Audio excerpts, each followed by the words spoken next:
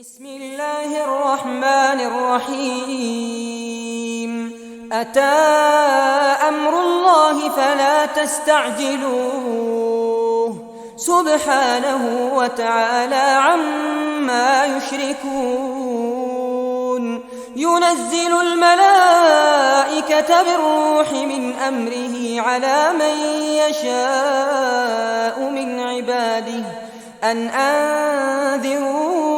أنه لا إله إلا أنا فاتقون خلق السماوات والأرض بالحق تعالى عما يشركون خلق الإنسان من نطفة فإذا هو خصيم مبين والأنعام خلقها لكم فيها دفء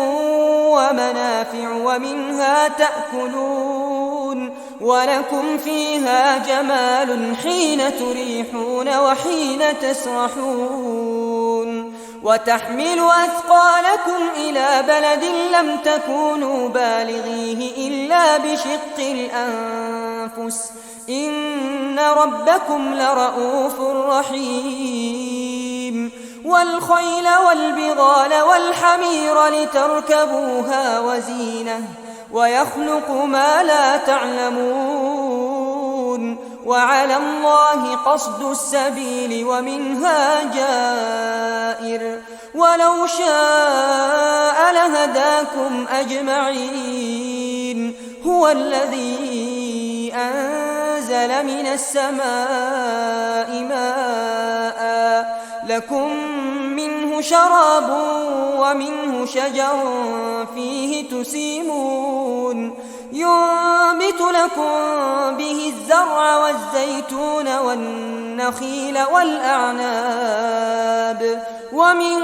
كل الثمرات إن في ذلك لآية لقوم يتفكرون وسخر لكم الليل والنهار والشمس والقمر والنجوم مسخرات بأمره إن في ذلك لآيات لقوم يعقلون وما ذرأ لكم في الأرض مختلفا ألوانه إن في ذلك لآية لقوم يذكرون وهو الذي سخر البحر لتأكلوا منه لحما طريا وتستخرجوا منه حلية تلبسونها وترى الفلك مواخر فيه ولتبتغوا من فضله ولعلكم تشكرون وألقى في الأرض رواسي أن تميد بكم وأنهارا وسبلا لعلكم تهتدون وعلامات وبالنجم هم يهتدون أفمن يخلق كمن لا يخلق أفلا تذكرون وإن تعدوا نعمة الله لا تحصوها إن الله لغفور رحيم والله يعلم ما تسرون وما تعلنون والذين يدعون من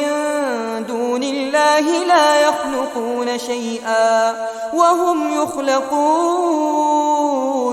أموات غير أحياء وما يشعرون أيان يبعثون إلهكم إله واحد فالذين لا يؤمنون بالآخرة قلوبهم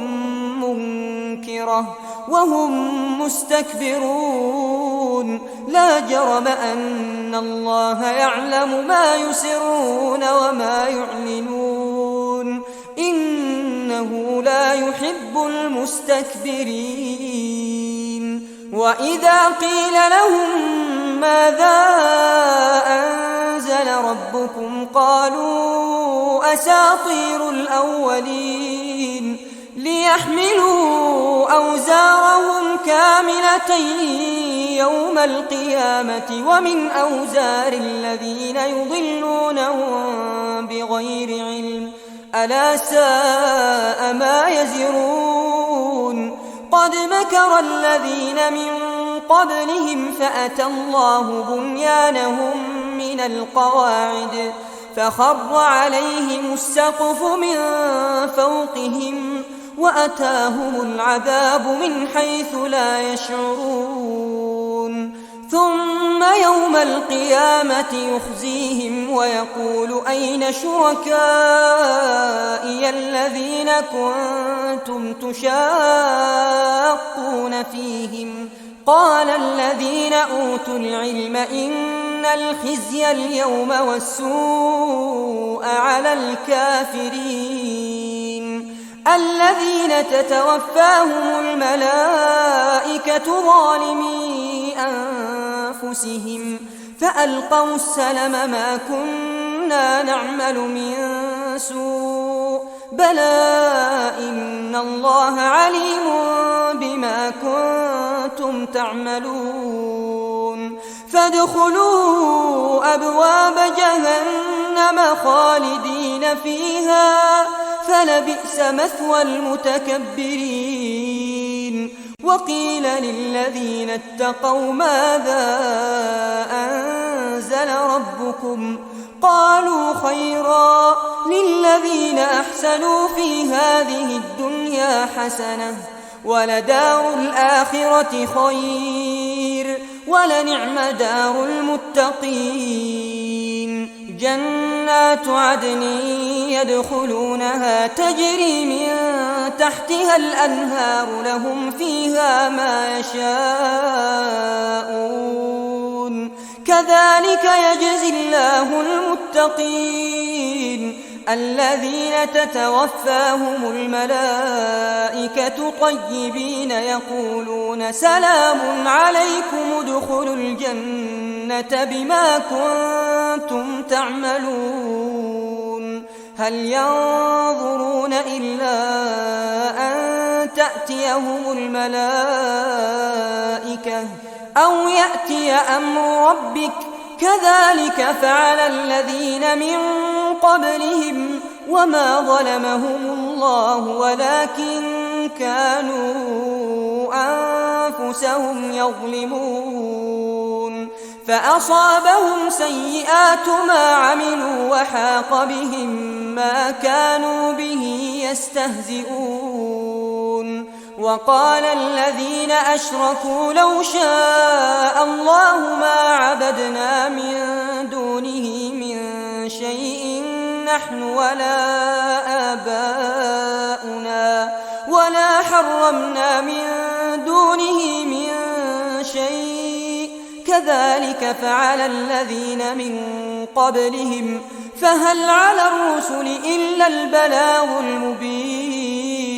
ولقد بعثنا في كل أمة رسولا أن اعبدوا الله واجتنبوا الطاغوت فمنهم من هدى الله ومنهم من حقت عليه الضلالة فسيروا في الأرض فانظروا كيف كان عاقبة المكذبين إن تحرص على هداهم فإن الله لا يهدي من يضل وما لهم من ناصرين وأقسموا بالله جهد أيمانهم لا يبعث الله من يموت بلى وعدا عليه حقا ولكن أكثر الناس لا يعلمون ليبين لهم الذي يختلفون فيه وليعلم الذين كفروا أنهم كانوا كاذبين إنما قولنا لشيء إذا أردناه أن نقول له كن فيكون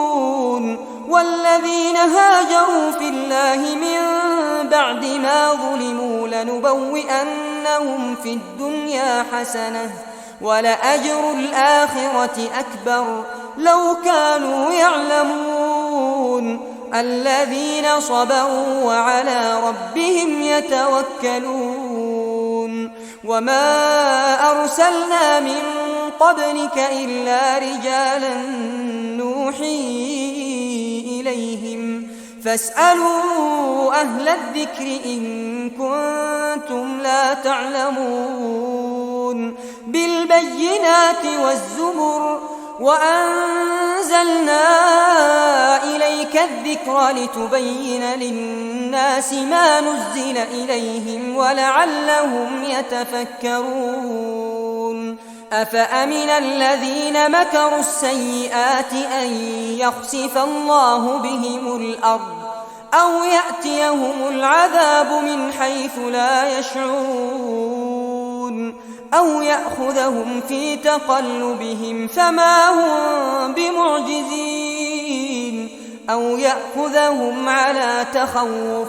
فإن ربكم لرؤوف رحيم أولم يروا إلى ما خلق الله من شيء يتفيأ ظلاله عن اليمين والشمائل سجدا لله وهم داخرون ولله يسجد ما في السماوات وما في الأرض من دابة والملائكة وهم لا يستكبرون يخافون ربهم من فوقهم ويفعلون ما يؤمرون وقال الله لا تتخذوا إلهين اثنين إنما هو إله واحد فإياي فارهبون وله ما في السماوات والأرض وله الدين واصبا أفغير الله تتقون وما بكم من نعمة فمن الله ثم إذا مسكم الضر فإليه تجأرون ثم إذا كشف الضر عنكم إذا فريق منكم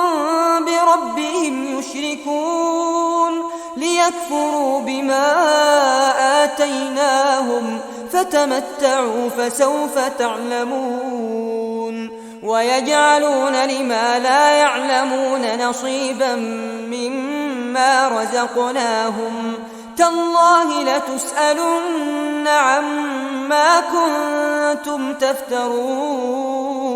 ويجعلون لله البنات سبحانه ولهم ما يشتهون وإذا بشر أحدهم بالأنثى ظل وجهه مسودا وهو كظيم يتوارى من القوم من سوء ما بشر به أيمسكه على هون أم يدسه في التراب ألا ساء ما يحكمون للذين لا يؤمنون بالآخرة مثل السوء ولله المثل الأعلى وهو العزيز الحكيم ولو يؤاخذ الله الناس بظلمهم ما ترك عليها من دابة ولكن يؤخرهم إلى أجل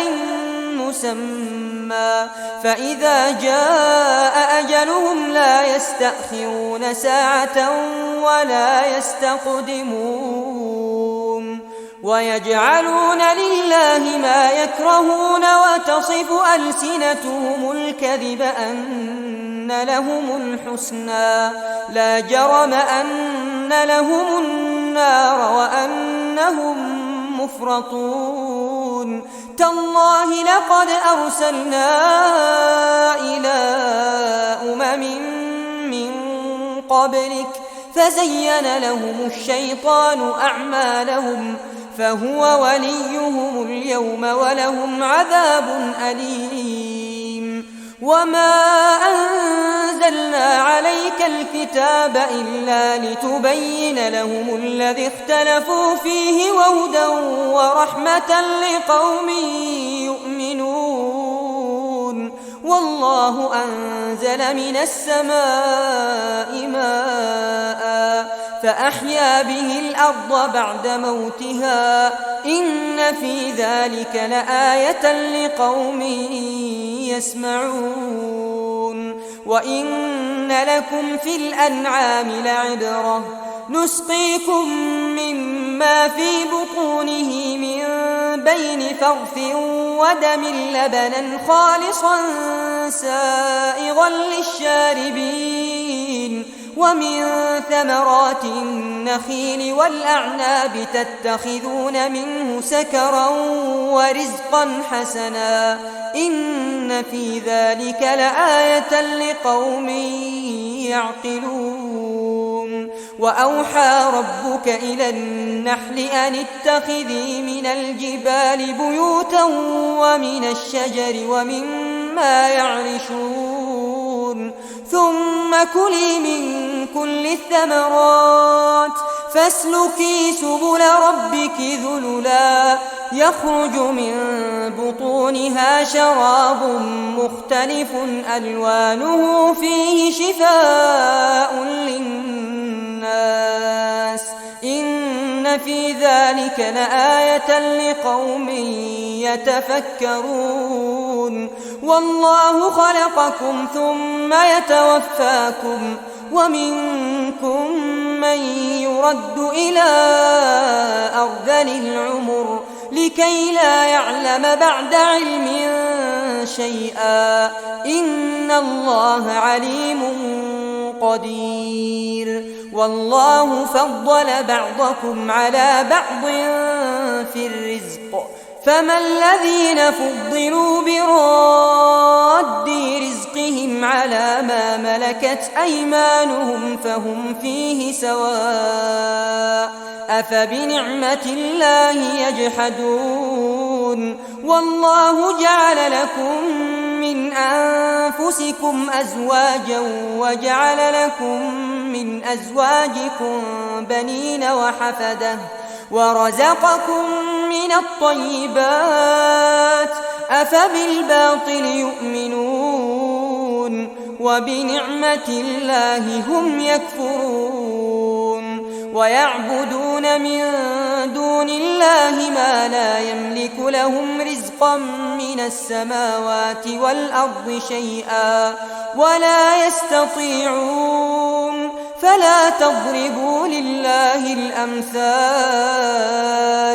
إن الله يعلم وأنتم لا تعلمون ضرب الله مثلا عبدا مملوكا لا يقدر على شيء ومن رزقناه منا رزقا حسنا فهو ينفق منه سرا وجهرا هل يستوون الحمد لله بل أكثرهم لا يعلمون وضرب الله مثلا رجلين أحدهما أبكم لا يقدر على شيء وهو كل على مولاه أينما يوجهه لا يأتي بخير هل يستوي هو ومن يأمر بالعدل وهو على صراط مستقيم ولله غيب السماوات والأرض وما أمر الساعة إلا كلمح البصر أو هو أقرب إن الله على كل شيء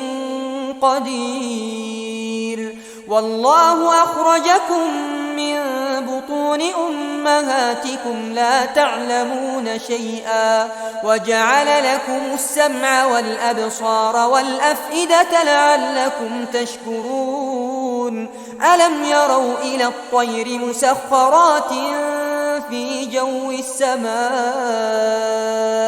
ما يمسكهن إلا الله إن في ذلك لآيات لقوم يؤمنون والله جعل لكم من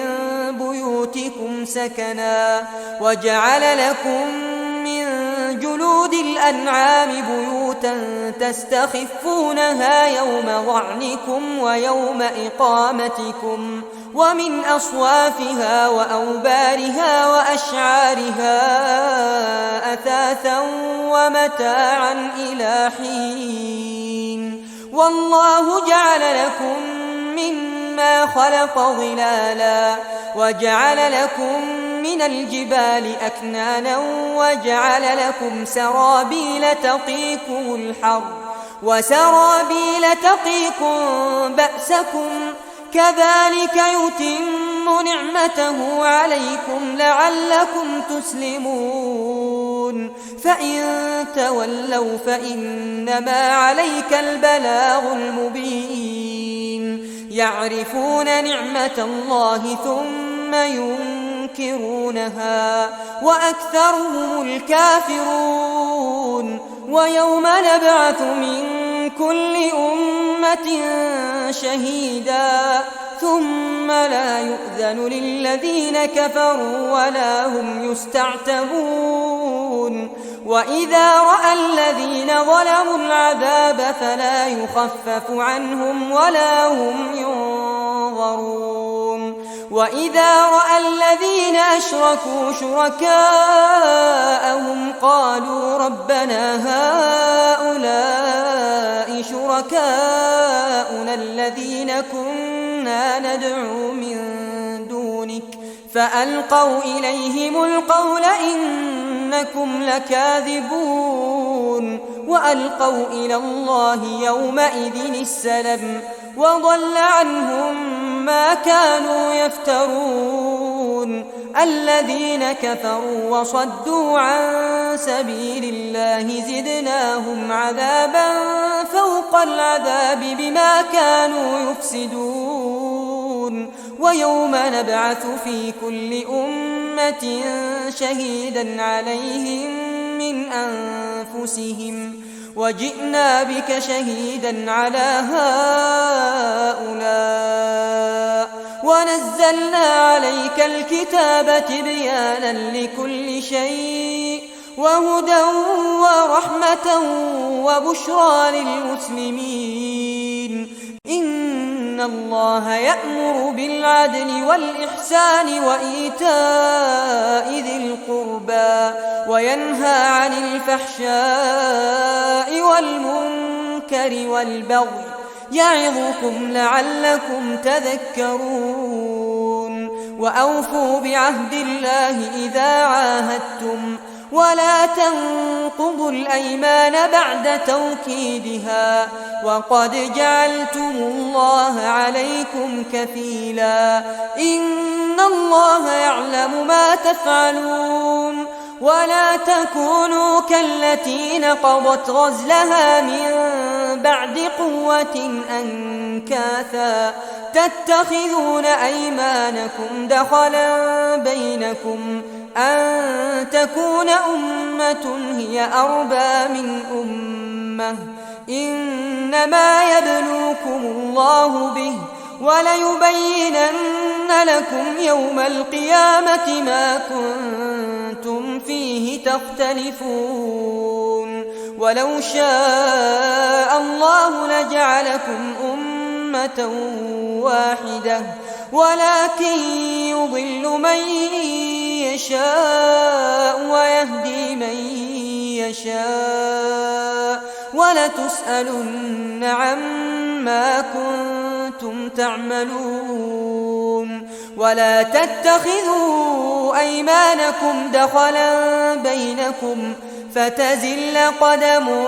بعد ثبوتها وتذوقوا السوء بما صددتم عن سبيل الله ولكم عذاب عظيم ولا تشتروا بعهد الله ثمنا قليلا إنما عند الله هو خير لكم إن كنتم تعلمون ما عندكم ينفد ينفد وما عند الله باق ولنجزين الذين صبروا أجرهم بأحسن ما كانوا يعملون من عمل صالحا من ذكر أو أنثى وهو مؤمن فلنحيينه حياة طيبة ولنجزينهم أجرهم بأحسن ما كانوا يعملون فإذا قرأت القرآن فاستعذ بالله من الشيطان الرجيم إنه ليس له سلطان على الذين آمنوا وعلى ربهم يتوكلون إنما سلطانه على الذين يتولونه والذين هم به مشركون وإذا بدلنا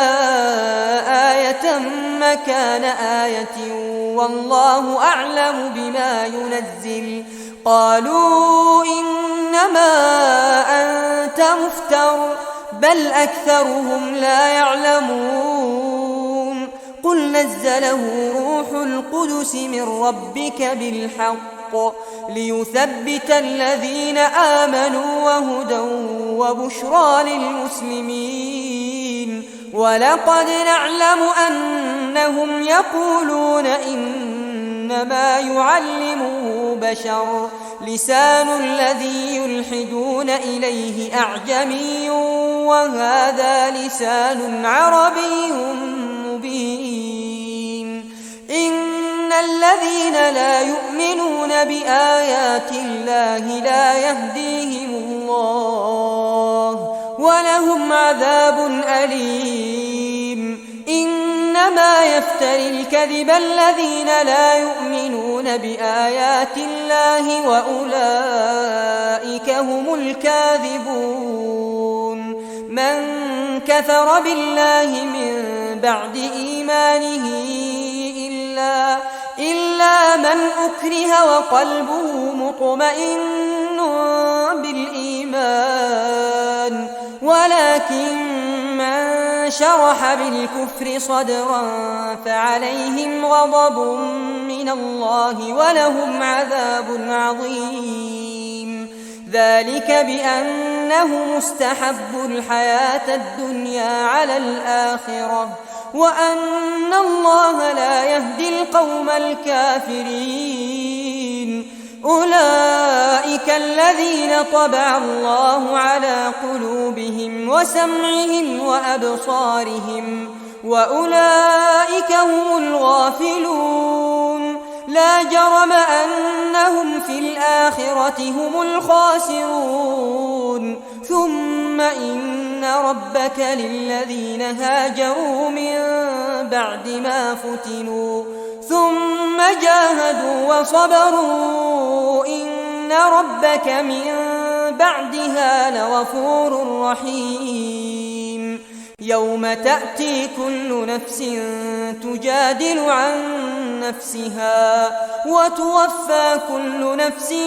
ما عملت وهم لا يظلمون وضرب الله مثلا قرية كانت آمنة مطمئنة يأتيها رزقها رغدا